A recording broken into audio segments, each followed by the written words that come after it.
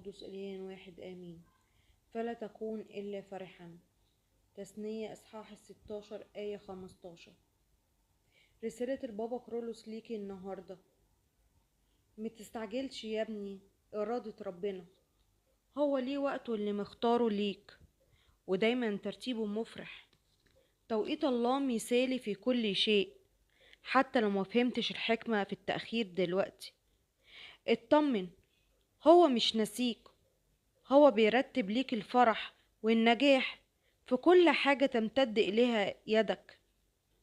ربنا إله مستحيلات وبارع في الترتيبات وتخصص نجاح النهايات.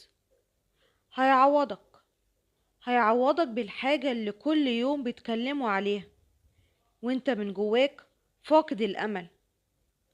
بكرة هتشكره كتير قوي على العوض اللي هيحضرهولك دلوقتي.